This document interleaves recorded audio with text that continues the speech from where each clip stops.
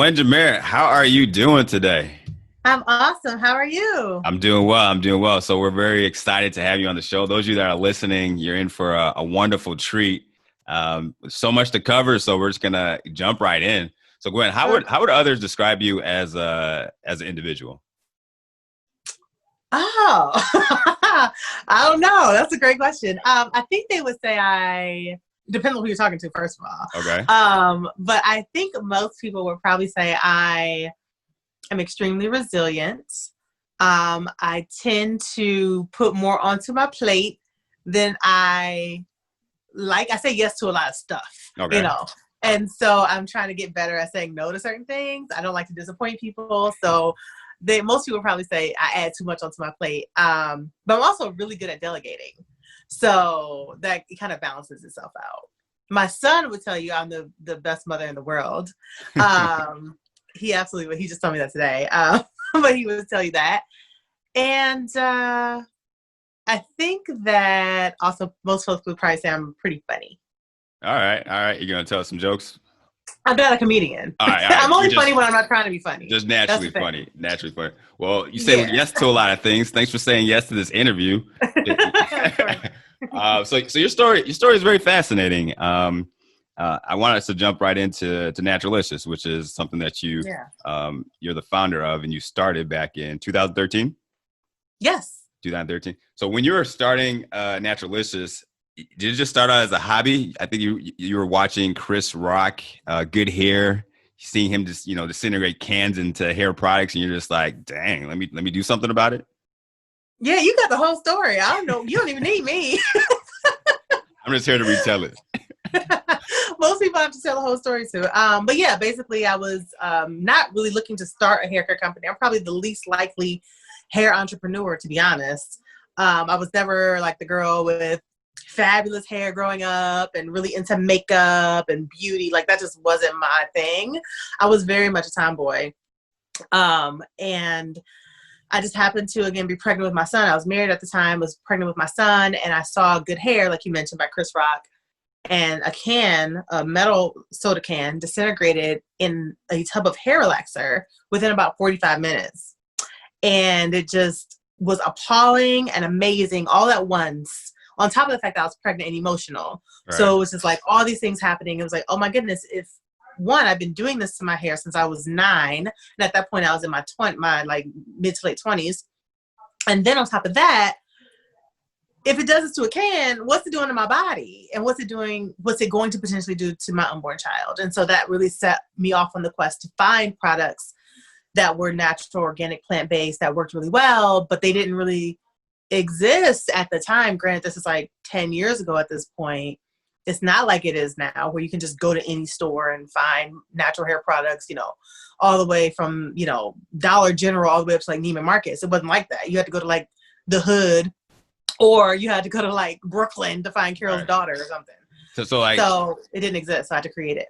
so your sense though, like it just started out as a hobby though, something that you just Yeah. said, let me just try it out and see what comes from it. Yeah. And it wasn't even necessarily like a hobby. It was more like, I need this. It doesn't exist. Let me create it for me. And then I created it for me and then realized there were so many other friends of mine and family members who had the same sort of problem. And it wasn't just the products weren't natural. It wasn't just that they didn't work. It was that they also were, like most products that existed or started to exist, and even now, they forced you to revolve your life around your hair. So you're spending all day long dealing with your hair. Whereas I was just like, I'm a new mom. I don't have time for that. I need to get this done quickly. I need to look just as good as if I had spent hours, but I only have 30 minutes. And that was basically the basis of the product line. Yeah, so I mean, that's amazing in the sense of that. I mean, you were just doing because you wanted change, or you just couldn't find it. So you found that Yeah. there was a need. Like, let me just work it out. Yep. Now, the reason why I started this conversation was saying it's very fascinating because even during that time, right? I think you already mentioned, divorce was in the Mhm. process. Yeah. Your son was what, 2? He was still, look Oh, at you with the research. your Yes, son, your, he your was son was old. 2 years old. He You was. said you got out of abusive relationship and you had Mhm. $32 to make it happen, right? The reason Yeah. why I bring all this to light is because one of the things that we really focus on is really pushing aspiring entrepreneurs to do their thing. And what you have been able to do is like all the excuses people can have about why they can't start a business. I mean, I think like there should be no excuse, right? Because you did it amongst all that. So what was going through your head as you're starting Naturalicious, but then all these things are kind of piling on top of each other to make it a success?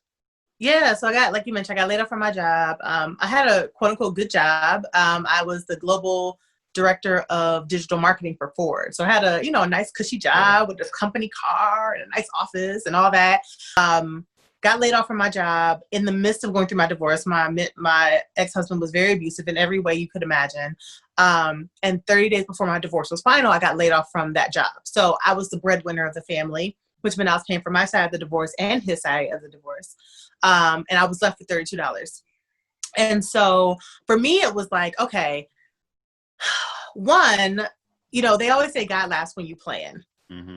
And my plan was to eventually leave my job to do this hair thing full time, because I was really loving like the reaction people would have and the transformation I was able to provide people was really fulfilling for me.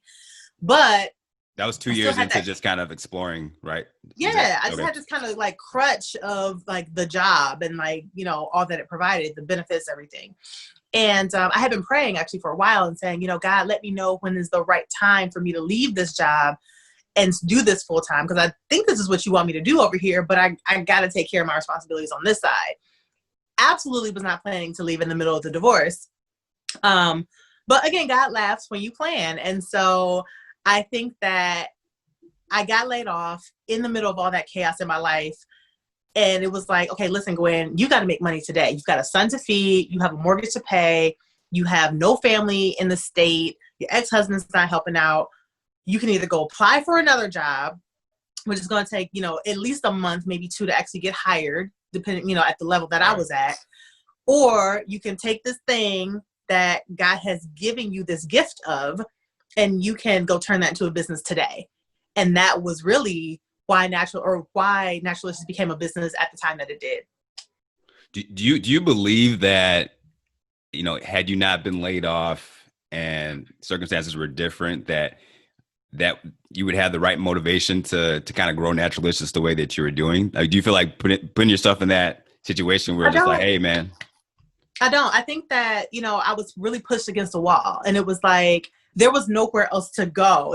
I couldn't go back any further. I was at the lowest of lows. Like, I mean, if you can understand my mindset at the time, I was emotionally just like feeling like I didn't sign up for this life, right? Like, I graduated valedictorian of my high school. I went to college. I got my master's degree. I got my good job. I got married. Then I had my child. Like, I did everything in the right, quote unquote, right order. And yet, I still found myself in an abusive marriage. I still found myself as a statistical single Black mom, And so it was like, this can literally happen to anybody. Like, it doesn't matter where you are coming from. And so for me, one of the things that really kind of pushed me was, one, I had to feed my son, and that was important.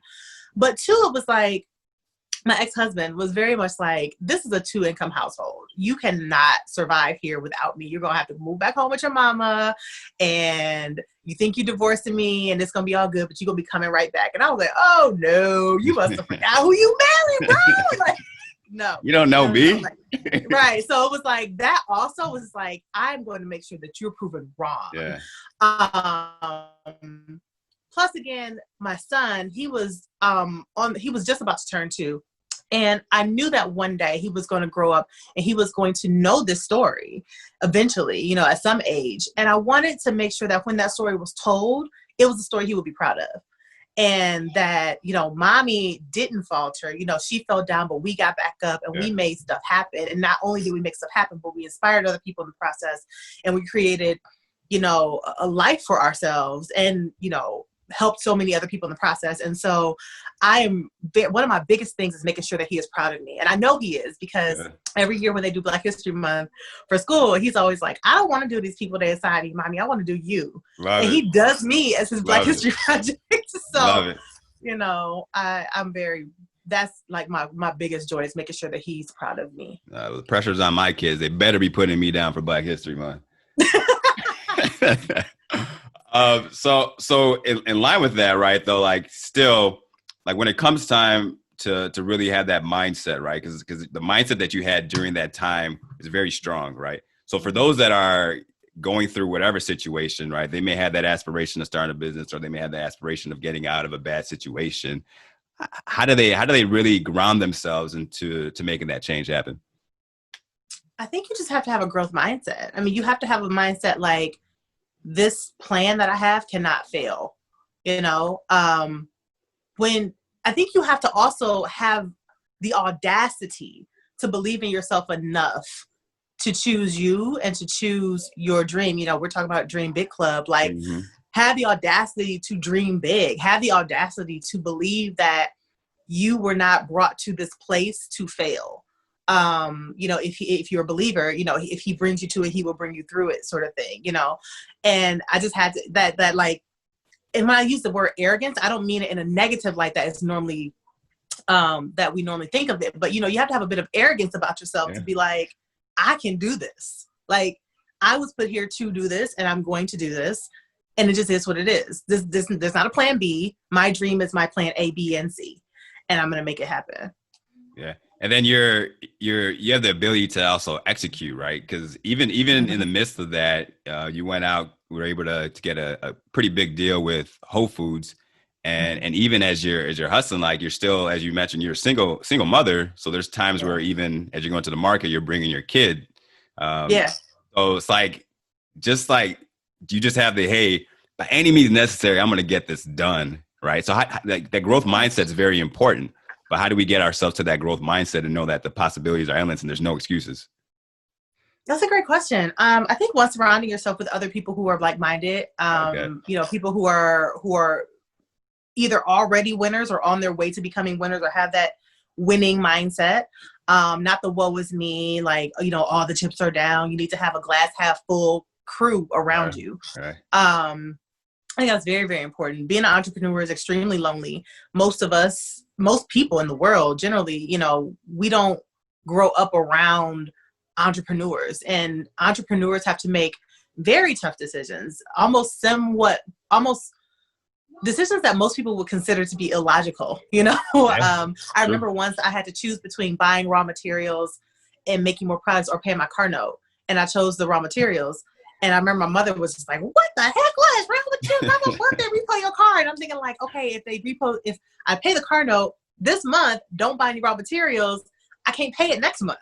If I buy the raw materials, sell it, I can pay for this month, next month, and 4 or 5 months later. That's my thought. Makes sense. But she, at the time, just wasn't getting it, and so you have to surround yourself with those types of people. And then you also have to separate yourself from the people who are not in that mindset. Like, you can't just add on these people and keep the same old friends. You got to get rid of that negative mindset, because it's definitely, you're simply a product of who you're around.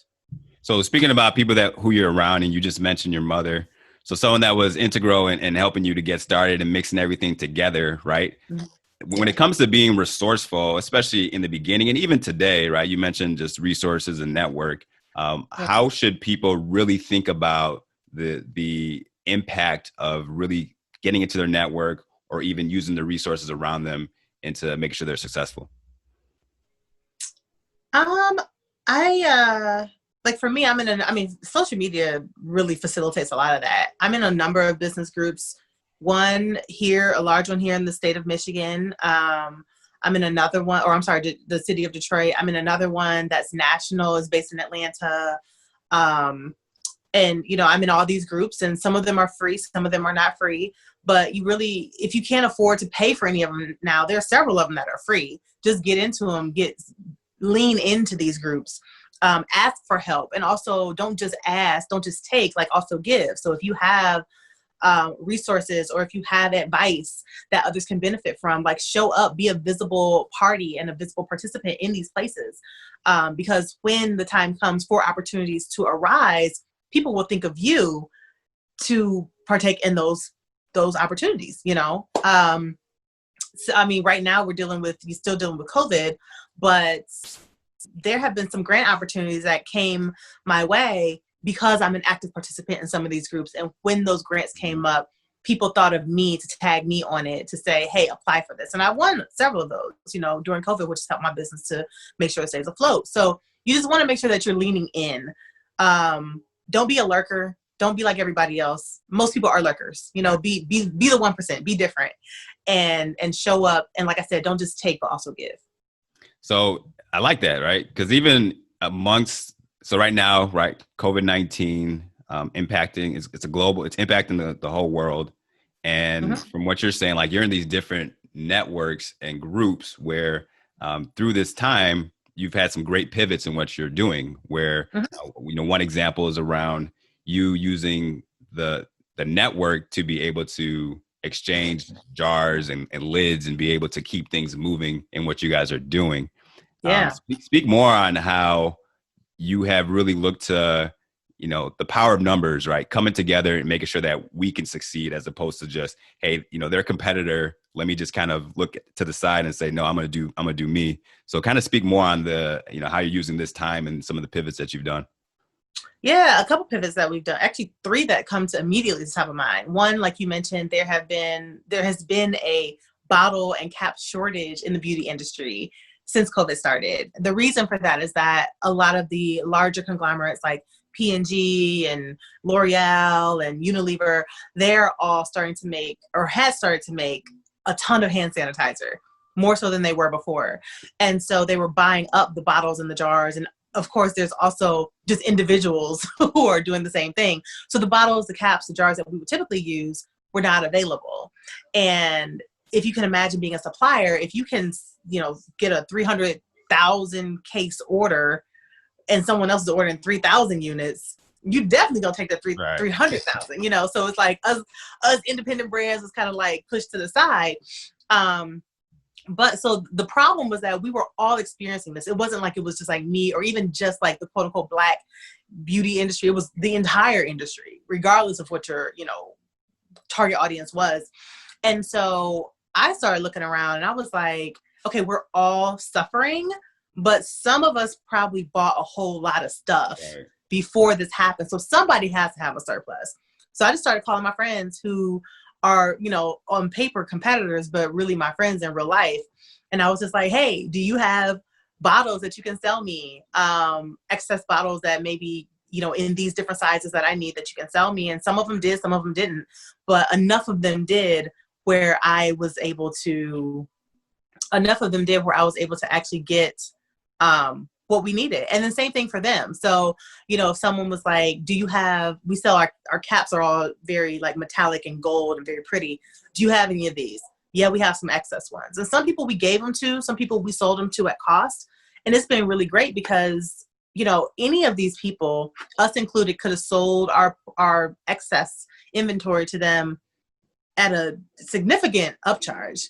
But none of us did. It was just like, we're going to sell to you at cost or we're going to give it to you because we just want to make sure everybody survives. And so they're all Black female owned businesses, which is, yet another testament to how great we all can work together, even though, the societal stereotype says that we can't, that we fight all the time. But it's been great. That was really good. Yeah, I want to lean in a little bit more on that because, because one of your greater purpose and missions is really to inspire Black women or entrepreneurs in general, but in particular Black women, where they're able to, excel in what they're doing.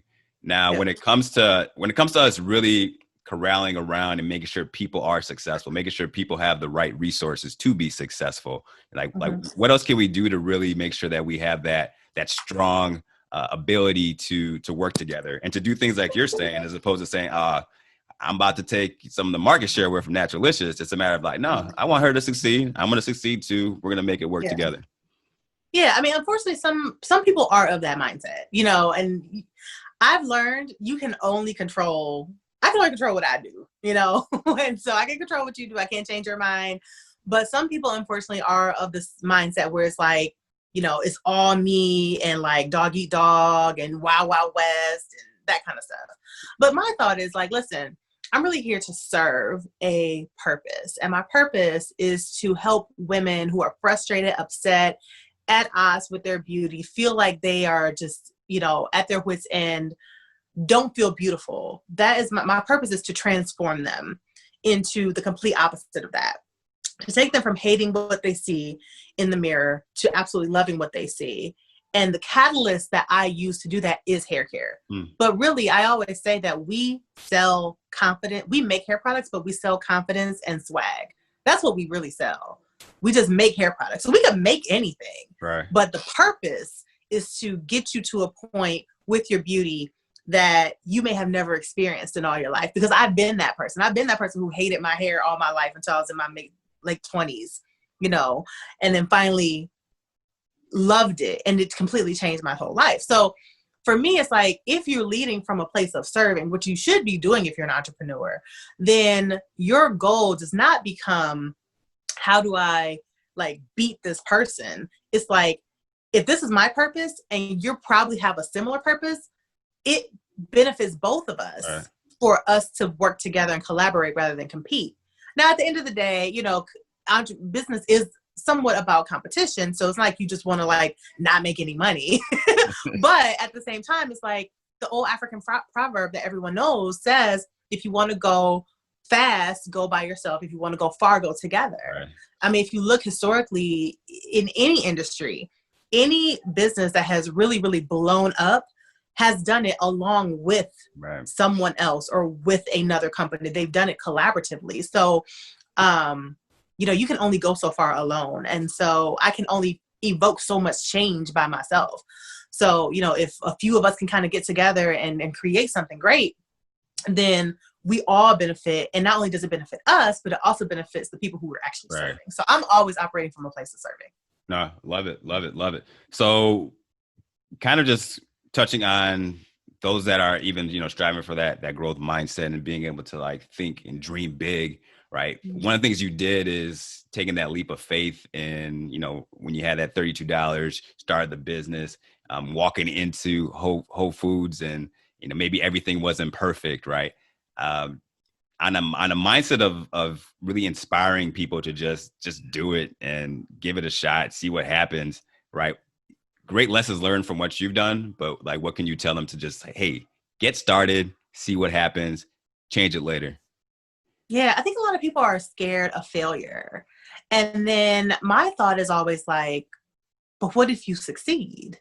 Right? Because you absolutely could fail, but you could absolutely succeed, yeah, right? It's like, it's not like 70% chance of failure and 30% chance of success. It's like 50-50. So again, having the audacity to believe in yourself enough that you say, okay, I'm going to take this chance on me. Actually, the shirt I have on right now, it says, I choose me, right? And I do that every single day. Like, I have to choose myself. You know, how am I showing up for me every day? I would so much rather try something and it fail than to not try it and be wondering, like, what if I had done that? You know? So I think what helps a lot is to consider what's the worst that can happen? Because a lot of times we jazz ourselves up in our heads and we like create all these scenarios that are probably never, ever going to happen. And we're just like, oh no, I can't do it. But it's like, what is the worst? And I will tell you, when I went to approach Whole Foods, I was scared as heck, right? I mean, who am I? Like, I'm this little girl in Detroit with this little like business that don't really have a whole lot of customers. My biggest customer at that point was my mother. And that doesn't really count, you know? And it's like, who am I to approach Whole Foods and expect them to take me seriously, right? But then my thought was, what's the worst that's going to happen if they say no? My ego's bruised a little bit.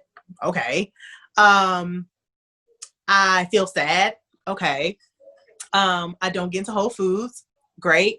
I still have my house, still got my kid. Like, nothing like drastic is happening. You know, nothing bad is going to happen. It's just, I'm going to be in the same spot that I was before I pitched them, which is, I mean, I would have lost nothing. You know what I mean? So it's like really considering, I think that's a tool that can help a lot of people. Like, if you really just sit down and write down the absolute worst things that can happen. Are you going to lose your livelihood if you try this? Are you going to, you know, have something disastrous occur? Then you may want to consider, but most of the time it's not the case. Most of the time it's not that bad of a Mm-hmm. something that could happen. It's usually just like, I'm scared of failure. And once I started to think about that, I was like, okay, if they say no, I just won't be at Whole Foods. I was going to Eastern Market at that time. So I was like, I'll still sell at Eastern Market. Like, nothing will have changed. So why not try to choose myself and see what happens? And I got the deal. Yeah, closed mouths don't get fed, right? Absolutely. One of the things that I've heard you say before is waiting is not a wealth strategy, which is what you just have said, right? Like you just can't sit there and wait and expect to just be wealthy. That's very true. Yeah, I mean, you got to, like you said earlier, you got to execute. You got to do the work. You can want all day long, but until you actually execute on it, you're just sitting around doing nothing. They always say faith without works is dead. So you got to work. Just sitting there hoping somebody would knock on your door and say, "Hey, I heard about you through my thoughts." Right. Not gonna happen. What's the best part about being an entrepreneur? The best part about there's a couple of best things for me. So one of the best things is the freedom to kind of manage my day how I want. So I can, like lately I've been feeling kind of overwhelmed, just because like there's a lot on my calendar at once. And I thought to myself yesterday, I was like, okay, when I'm done with this week, I'm going to have my assistant reschedule all these things from next week on. Sure. I can do that because I have control of my schedule. Now, I think a lot of times when people think of like being a business owner, they think like, oh, you have the freedom to kind of come and go as you want to. Yeah, but you're still also like, you're also taking all the risk, right? You're putting up all the money. You're, stay busy. Like I said, what was I saying? I don't know. I lost my train of thought, but yeah, you're taking all the risk basically. So yeah, you do have freedom of schedule, but you have so many other like quote unquote clients or customers. Like not only do I have the customers I sell to, but I have my employees that are also my clients essentially. Like I'm responsible for their lives and their livelihoods. I have my customers who count on me to be able to provide quality products to them every single time without fail. Like we can't mess up once, I have, Naturalicious is 100% owned by me, but so we don't have investors. But if we did have investors, I would have those people as, people who I have to report to as well. So I'm taking all the risks. So yeah, I get to manage my schedule how I want. So there's that. So that's really great. I love being able to just literally get up and go. Like I don't feel like I have to take a vacation. If I'm stressed out and, a lot's going on, I just say, you know what, I'm going up north tomorrow. And that's it, or, my son is summertime, you know what, hey, he's really interested in rocks and geos and that sort of stuff. I'm like, hey, let's go to Colorado and learn about it. That's really exciting for me. It didn't start that way. I couldn't do that all the time, but now I really enjoy that. The other really great thing about being an entrepreneur for me is the transformations that I get to make in people's lives and seeing their eyes light up when they literally have, like, it is a total transformation of not just their hair. Like I said, we sell confidence and swag, but we use hair care to get there.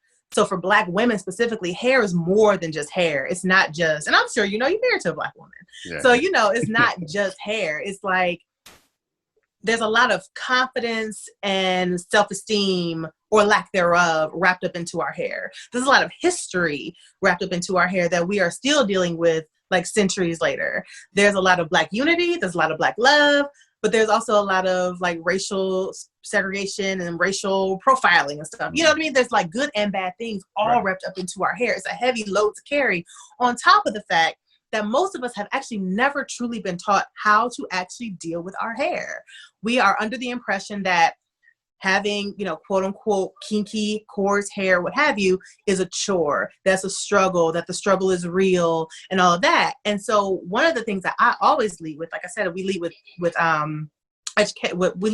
serving, but part of that is the education, because it's very, very profitable for brands to keep customers in the dark about how to actually do their hair. What I found is most Black women don't actually even know how to wash their hair properly. We've never actually truly been taught. So therefore, it makes it feel like this thing that grows from our bodies, that is a natural and innate thing that grows on us. There's something wrong with it. There's something we have to fix about it. And I am here to create products and services that support your current glow and help you shine brighter. There's nothing about you as a customer of mine that you need to fix. You are physically perfect. I just need to show you how to manage it and how to unlearn all that stuff you've been taught. Because once you learn that, you will see how gorgeous you are and how, quite frankly, you are the standard of beauty. People literally pay for what we have born naturally. If that's not the standard, I don't know what is. So that's really always my message. And so getting them from that point where they're like, oh my God, I hate everything about myself, to like, oh my goodness, my hair can do this. I can look like this. I love what I see in the mirror. That is like everything I wake up for every day. Makes it gratifying. And I mean, so one thing you are doing is from looking whack to looking like a snack. When I heard that, I was like, I love it. It's just swagging that name, swagging the tagline. Love it all over the place. All right, so I want us to do a quick lightning round. I want your last words of encouragement. So this is just say which one you're leaning towards, texting or talking. Oh, come on. Which one? I want to say talking, but texting. Texting. All right. Ask for permission or beg for forgiveness? Beg for forgiveness. All right. Would you rather be besties with Beyonce or Michelle Obama?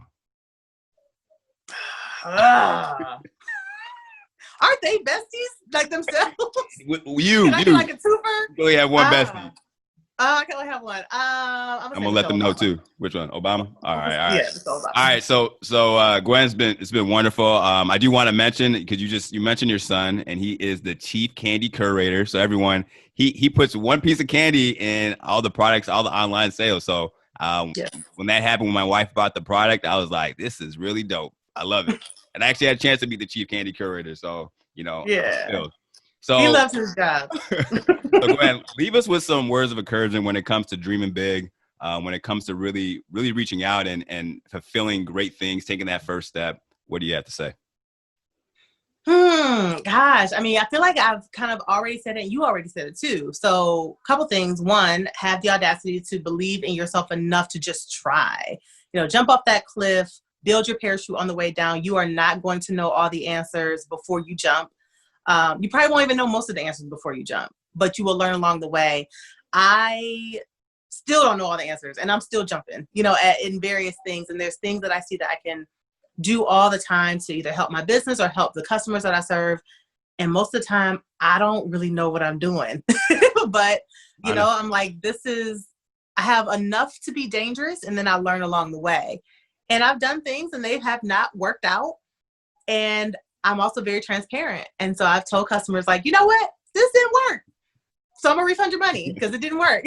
But I'm going to try this over here. And they appreciate the transparency. And so, again, just jump off the cliff, build your parachute on the way down, trust yourself enough, and have enough belief in yourself that you were put here for a purpose, and that you're going to do it. There's no plan B. Second thing is that, like you mentioned, like I always say, waiting is not a wealth strategy. And when I say wealth, I don't just mean financial wealth, although I do mean that, but I also mean emotional wealth, fulfillment in your daily life, any kind of wealth that you can think of, joy, happiness, all those sorts of things that bring us fulfillment and wealth. If you are waiting around, we're always waiting for the right time. Right. And there's never a right time. Like, we're like, oh, we're going to wait till the kids grow up, or we're going to wait till they go to college, or we're going to wait till I get that next job. Like, what if in my scenario, if I had said, okay, I'm getting laid off, I only got $32, I'm a single mom, but I'm going to wait till I get another job, and then I'm going to stack my money up, and then I'm going to go start this business. To be honest, I probably would still be at that other job right now because it was comfortable, right? I'd probably still be at the other job. I would not have become the first Black woman to have a patent on a natural hair care product. I would not be in 1,200 retail stores. I would not be having these, like, changing lives every day. To date, we have saved over 70,000 women more than 1.2 million minutes on their hair care. That would not be something that would not be a change that I've made in people's lives, or my company has made in people's lives. So not only would I be delaying my own wealth, fulfillment, happiness, but I will be also preventing other people from having the transformations that they need to live their best lives. So it affects not only me, not only you in this case, the listener, but it also affects all the people that you're set out to serve. So stop waiting. There is no right time. every time you think there's something, the right moment, something else comes along to derail that. So just do it. Otherwise you're going to be waiting forever. Love it. Love it. So Gwen, this is wonderful. I enjoy just listening, and it's good reinforcement as well. And what I want to leave you with is make sure you keep serving, doing your thing, keep inspiring others as you're doing. And then most important, as you put those two together, keep doing it with your swag, because it's contagious. So wish you great success in everything that you're doing. Absolutely. Thank you for having me and allowing me to talk to your audience, and keep doing all that you guys are doing to promote people dreaming big. I can't wait to see the great things that are coming from you guys. Thanks, Gwen. Take care now. Thanks. Bye.